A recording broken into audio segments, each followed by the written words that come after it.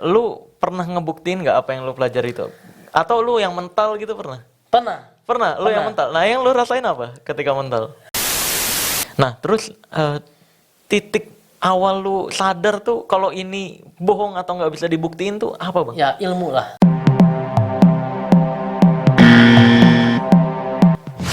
Video kali ini gue akan kembali membongkar rahasia di balik ilmu yang katanya hitam dan ilmu yang katanya putih.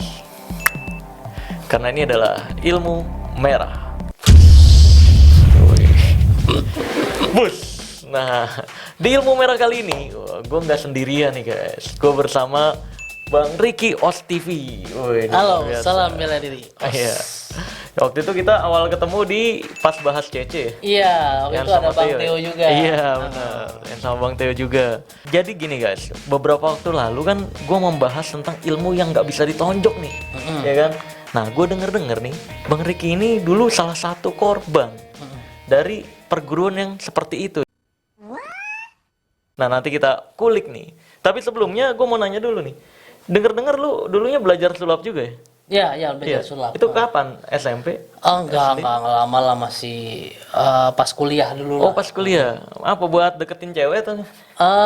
Ya banyak hal sih, tapi memang dari sulap itu banyak hal lain. Jadi nggak hanya belajar sulapnya, tapi belajar kayak ilmu komunikasinya, Oh, I see. public speakingnya, dan lain sebagainya. Dan gue pakai buat presentasi juga kadang-kadang. Oke. Dulu belajarnya apa? Kartu, koin atau? Kalau koin nggak terlalu ya, kartu sempat belajar, banyaknya mentalis. Tapi udah lama banget lah, itu udah nggak pernah disentuh Oh, lagi. I see. Berarti prediksi-prediksi gitu ya? Ya dulu belajar prediksi Oh, kayak I gitu. see. By the way ini, kali ini tampilannya udah ada mic-nya ya kan? Ada headphone-nya. Ini studionya Bang Ricky ini nih. Jadi Os memang TV. iya, studionya Os TV. Jadi memang gue kesini nih untuk penasaran gitu kan, banyak yang di komentar tuh lunya aja yang belum pernah belajar gitu kan. Nah, nanti kita tanya langsung nih sama korban yang udah sadar gitu. Iya. Nah, terus Bang, lu kan ini pas belajar bela diri itu sebelum belajar sulap atau sesudah belajar sulap? Sebelum. Jauh Oh, pantesan. sebelum malah, jauh sebelum. Pantesan berarti. Dan sadarnya setelah belajar sulap atau Sebenarnya jadi setelah belajar sulap, gue juga belajar hipnotis hipnoterapi. Oh iya. Kurang lebih semakin percaya itu di situ. Di Oh. situ saya udah belajar bela diri lain juga. I see, Jadi I see. ya tentu karena belajar bela diri lain juga, belajar sulap juga dan hipnotis hipnoterapi juga, jadinya oh begini loh. Nah, itu coba ceritain Bang. Itu awalnya lu gimana Bang? Kok bisa masuk ke perguruan yang semacam itu gitu? Disuruh orang tua kah atau direkomendasiin temen atau gimana? Jadi sebenarnya kalau disuruh orang tua enggak juga. Karena enggak. gini, keluarga gua itu keluarga besar gua ini Iya. keluarganya karate. Orang tua gua, paman gua juga aktif di karate. Dan karate nggak ngajarin itu ya? Enggak, bahkan begitu gua kasih tahu gua belajar itu, ngapain kamu mau belajar karate, mau belajar itu gitu kan. Nah, tapi pada saat itu kan orang itu ikut sesuatu karena beberapa hal nih. Iya. Kebetulan saya milih ikut itu karena lokasi dan waktu. Ya, kalau saya belajar yang lain saya harus kemana dulu. Saya waktu itu ya anak rumahan, jadi tinggalnya cuma dari rumah ke rumah maksudnya. Oh, I see. Enggak lah, jadi yang dekat-dekat aja lah. Oke. Jadi memang pada saat itu ya udah mau nggak mau saya belajar yang ada. Nggak ada karate ya saya belajar itu gitu. Oke. Nah, itu yang dipelajari apa aja Bang? Sampai lu dulu perlu ngeluarin biaya atau gimana nggak? Ya itu ada lah, iuran ada tuh. Iuran ya? Gitu, tiap bulan standar sih. Tapi pada saat waktu dulu ya saya belum tahu, saya cobain gitu, saya mencoba gitu. Oke, jadi explore aja gitu ya. Explore, Nyari tahu itu yang dipelajarin apa sih gitu. Iya. Dan setelah lu pelajari itu apa yang lu dapat? Jadi gini, saya bicara dulu perbandingannya sama bela diri yang lainnya ya. Oke. Pertama, bukan membandingkan bagus atau enggak, tapi saya ingin membandingkan bahwa gini. Pada saat saya belajar bela diri yang itu, yang itu, saya jarang sekali ada aktivitas fisik. Dalam artian kalau saya di karate, di BJJ atau di mana tuh pasti ada push up, back up, apa ada rutinitas fisik lah, ada rutinitas fisik ya, atau untuk memperkuat fisik kan iya. memang ya. Atau misalnya di program-program yang pembinaan yang jangka panjang tuh malah ada angkat berat dulu lah, ngapain lah. Nah, di sini sangat sedikit ya, dapat dikatakan sangat sedikit dalam artian ada semacam kayak push up tapi kayak plank gitu, tapi dikatakan untuk menyalurkan tenaga dalam atau apalah itu gitu.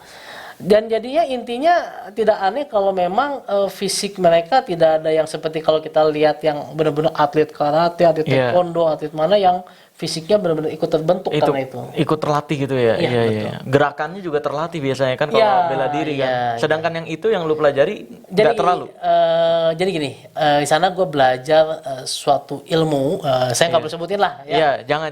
Ilmu atau perguruannya saya nggak boleh sebutin. Nanti takutnya dipotong-potong. Iya. Itu istilahnya kita kayak nyalurin ke atas, ke bawah, kanan, kiri gitu lah. Oh, I see. Intinya nanti itu kita kalau udah sampai tahap tertentu ditransfer.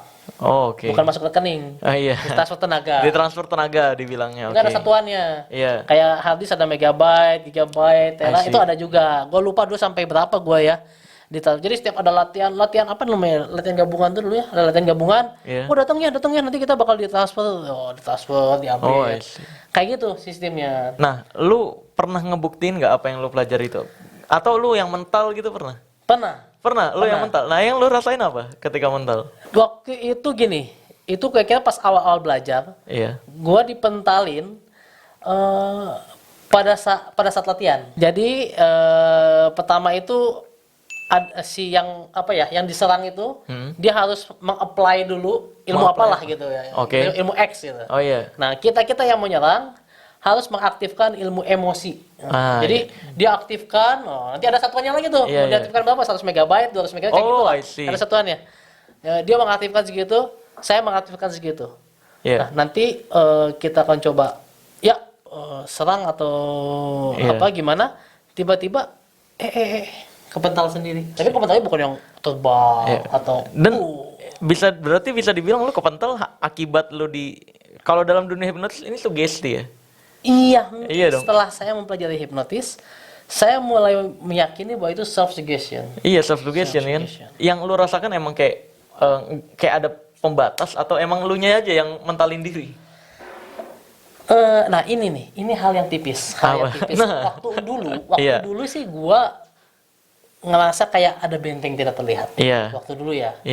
Tapi kalau dipikir-pikir lagi, sebenarnya itu ngikutin apa yang kita pikirkan. Oh, I see. Kalau kita mikirnya nggak bisa maju ya nggak bisa maju. Iya. Termasuk kalau kata motivator tuh, kalau lu mikir lu nggak bisa sukses ya lu nggak bisa sukses. Nah, mental block ya. Jadi setelah saya belajar hipnotis dan hipnoterapi itu semakin terbuka. Oh begini tuh. Itu sih yang saya rasakan. Nah berarti kan yang saya jelasin di channel YouTube saya nih bahwa yang diserang ini diberikan sugesti seakan-akan harus napasnya di mana gitu, di perut. Ya gitu. memang. Ya kan? Saya disuruh emosi kalau yang nyerang. Iya, enggak kalau yang diserang. Oh, yang diserang. Yang diserang kan napasnya dibilangnya harus di perut gitu. Nafas diafragma atau apa sih? Iya. Sugesti gitu. Nah, sedangkan yang yang nyerang ini, yang nyerang disugesti untuk jadi orang yang emosi atau bahasa kalau berkedok agamanya harus jadi orang zolim. Orang zolim itu orang yang tingkat tinggi emosinya katanya. Sehingga disugesti harus napas di perut, emosi tinggi tuh, harus ngencengin otot gitu kan. Nah kalau ngencengin otot dan napas di perut, itu ya emang berat bergerak, ya nggak? Memang saya melihat terlalu banyak kondisi sih. Iya. Dalam artian, lo harus gini. Terus pernah dulu, saya pernah juga. Jadi saya belajar di tempat A gitu kan. Terus tiba-tiba saya pindah ke tempat B. Jadi saya kan di tempat A tuh berapa tahun, pindah ke tempat B, ya tempat area baru saya yang mungkin lama juga gitu kan. Saya bertemu orang-orang baru yang mempelajari ilmu yang sama. Sama kita latihan lagi, yuk kamu fokus apalah kamu bentengin. Iya. Kamu fokus emosi, itu gagal men. Oh gagal. Jadi tapi yang disalahin guanya. Jadi gua disuruh ngapain ya? Gua disuruh emosi. Iya. Terus gua suruh nyerang dia. Gua gak kepental waktu itu. Terus yang disalahin guanya, kamu emosinya nggak benar. Berarti gitu juga kalau misalkan dicopet ya. Iya. Ya kalau dicopet atau dibegal, berarti kalau berhasil kebegal yang disalahin begalnya. Nah ini kenapa saya penting ya. Kenapa ini penting sekali untuk kita edukasi ya. Yang membuat saya bahaya. Setelah saya lama dari situ, saya belajar bela diri lain lah. Saya mungkin nggak dalam banget, tapi saya belajar kayak capoeira, BJJ, karate, tapi sama apa ya, aikido yang terutama ya. Nah, tapi kalau gue lihat ilmu-ilmu yang di sini tuh saya serem banget dalam artian gini. Saya belajar dan saya percaya saya bisa mementalkan orang. Iya. Yang saya khawatirkan kalau saya seumur hidup percaya akan hal itu dan tiba-tiba terjadi dalam kondisi yang nyata, situasi yang nyata, dan saya benar-benar mempercayakan terhadap tenaga saya itu, apa yang akan terjadi? Nah, itu dia. Itu yang saya pikirkan kenapa hal ini sangat penting sekali untuk diketahui. Ya buktinya dalam peperangan masih pakai alat ya, pakai baju tahan peluru dan sebagainya kan. Kevlar ya. Nah, bayangkan ya, mungkin ada misalnya tentara atau apa yang dipercayai memiliki ilmu ini, dia udah percaya bahwa dia kebal, dia berperang misalnya tugas negara, dia mengabaikan senjata dia, kan dia nganggap dia kebal, kena. Nah ini yang itu kan membahayakan diri jadinya kan. Iya, kasihan. Jadi ini yang saya pikir kenapa ilmu ini berbahaya gitu. I see. Nah terus titik awal lu sadar tuh kalau ini bohong atau nggak bisa dibuktiin tuh apa, Bang? Ya ilmu lah. Kan gini, kebanyakan orang yang udah percaya kayak gitu karena udah disugesti bahwa ilmu ini bukan untuk disombongin sehingga nggak bisa dibuktiin. Dan kalaupun dia kena begal atau ketemu pencuri di jalanan dan dia kena, nanti kan ujung-ujungnya gurunya bakal alasan begalnya nggak emosi lah atau begalnya punya ilmu lain lah dan sebagainya. Nah itu kan sulit disadarin orang-orang yang udah terlanjur percaya. Sedangkan lu bisa sadar kalau itu sebenarnya nggak apa hal sia-sia gitu. Itu apa? Jadi kembali lagi itu ke ilmu. Jadi gua ini mungkin kalau gue bilang gue bukan orang yang pintar-pintar amat, tapi gue haus akan ilmu. Setiap gue menemukan kebuntuan, gue akan belajar. Nah kebetulan pada saat itu ya gue belajar banyak hal. Jadi setelah dari bela diri ini gue belajar bela diri karate, aikido, yang istilahnya benar-benar aktivitas fisiknya ada. Kemudian belajar sulap. Kenapa belajar sulap itu mempengaruhi? Karena di sulap itu istilahnya gimana ya, bisa memetakan akan hal itu gitu. Dalam artian lu bakal tahu yang namanya way out. Ya, alasan-alasan kalau lu gagal atau apa gitu, way out dikeluarkan, atau mungkin lu bakal tahu banyak trik yang istilahnya lu tadinya percaya itu sungguhan, ternyata itu adalah trik. Nah, tapi yang paling kena itu begitu gua belajar hipnotis di IBH ya. Satu perguruan kita ya. Satu perguruan kita. Satu perguruan hipnotis ternyata. Hipnotis. Cuma nih senior CI ya, udah sampai gelar CI ya, Bang. CI, tapi saya nggak terlalu aktif juga sih dalam artian. Ya, itulah dari situ. NLP juga belajar, cari aja di Google ya. Sampai ngambil license practitioner-nya. Nah, kemudian dari situ istilahnya semacam kebuka. Oh, begini ya. Itulah. Jadi kalau Anda ingin tahu ya ikut aja tuh ilmu itu cari. Sebenarnya hipnotis itu kan pemahaman dasar tentang pikiran bawah sadar ya. Nah, maka dari itu memang untuk memahami yang seperti ini, belief system seperti ini ya, mau nggak mau kamu harus mempelajari bagaimana ajaibnya dan saktinya pikiran manusia ya, Bang. Karena ketika gue pribadi pun dulu mikirnya hipnotis jangan pakai jin. Ya nggak sih, lu sempat mikir gitu kan? Sulap juga ada jawabnya. Gue sempat nonton David Copperfield. Usia gue 6 tahun dulu, tahun 95-96 lah kalau nggak salah, dia datang ke Indonesia. Dan itu gue sampai kapan ya gue percaya bahwa dia pakai jin, men. Gue percaya dia pakai jin sampai. Karena kan branding yang dibangun di Indonesia memang seperti itu kan. David Copperfield tuh pakai jin gitu kan. Iya, itu benar-benar kena banget sih ke gue. Tapi sampai sekarang itu gitu, gini gitu kan. Iya. Gitu. Nah, ya kayak gitu lah sebenarnya ya, ilmu-ilmu seperti itu ketika dicari tahu nih kenapa bisa terjadi, itu sebenarnya ada sainsnya, ada penjelasannya gitu kan. Maka dari itu ya cara terbaik adalah perluas wawasan agar nggak gampang dibohong-bohongi ya. Karena kurang lebih kayak gitu. Nah terus ada kejadian lucu atau kayak gimana nggak tuh, Bang? Apa tuh? Pas lu belajar ilmu itu ya? Jadi ini kan dibuat semacam eksklusif ya, dalam artian selain nggak semua bisa ikut, sakral banget, ada transferannya lah segala macam. Ada satu hal yang menarik yang sampai sekarang gua nggak ngerti waktu itu ya. Jadi gini, kita tuh sempat ada isu, kita ada latihan rahasia. Latihan rahasia nggak boleh nyebar kemana-mana, orang-orang tertentu saja. Dulu belum ada WhatsApp, belum ada. Dulu HP juga belum ada. Jadi moto-moto benar gitu ya. Terus kita latihan rahasia di mana? Di taman ini. Jam segini. Jam bilang siapa-siapa ya. Datanglah, gue lupa 7 orang gitu kan. Ya kita akan latihan ini gitu. Gue lupa namanya juga. Jadi intinya silakan aktifkan gitu kan, diaktifkan semua orang, 7 orang itu. Terus ya rasakan, jangan dilawan. Kalau ada yang mau galak, gue tuh nggak sadar maksudnya apa gitu loh. Ini gue kan, kita kan lagi malam kan, karena yang fokus gitu. Tapi kok sebelah mulai gerak-gerak, terus pas gue ngintip-ngintip gitu, mereka tuh udah pada gini kan. Terus gue mikir, apa gue yang salah ya? Ini apa ya, mereka gerak gini. Terus akhirnya entah kenapa gue ngerasa secara bawah sadar gue ya, dalam arti nggak benar-benar gue rasain, tapi gue secara sadar gue pengen, wah kalau gue nggak ngikutin kayak mereka, gue bego. Nah itu. Gue ngerasa jadi self defense ya. Iya bos, itu harus ngikutin.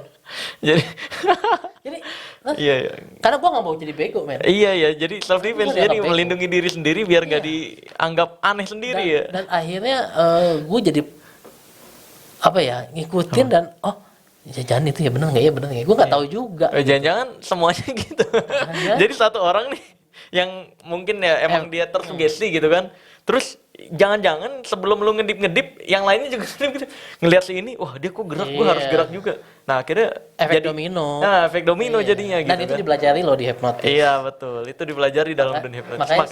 Makanya dalam dunia hipnotis 5 orang lebih mudah daripada 1 orang. Iya betul. Makanya kadang-kadang lebih senang 10 orang sekaligus kalau di TV. 10 orang tuh seru tuh, kalau lihat tangan saya tidur, ya kan? Nah, itu enak. Nah, itu juga ada pelajarannya. Sama kayak yang tadi, kurang lebih pelajaran. Iya, belajar dong di YouTube channelnya.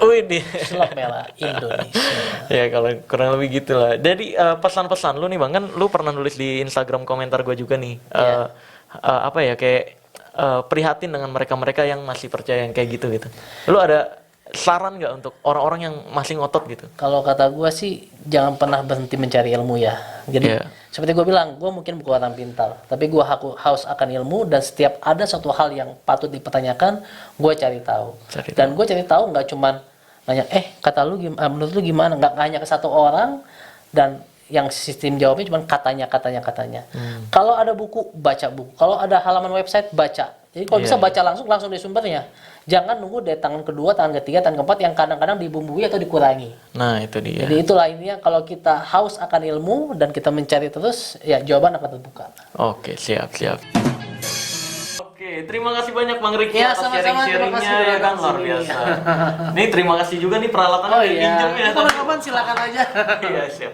Oke, sampai jumpa di video selanjutnya guys. Oke, sekian dari gua Marcel Radival, pesulap merah Indonesia, dan Ricky Muhtar dari OS TV. Oke, ini channelnya, langsung aja ke channel dia karena gua ada di channelnya Bang Ricky. Dan dia juga ada di channel gue. Iya. Gua akan tutup video ini dengan tagline ilmu merah. Tahu nggak Bang tagline ilmu merah?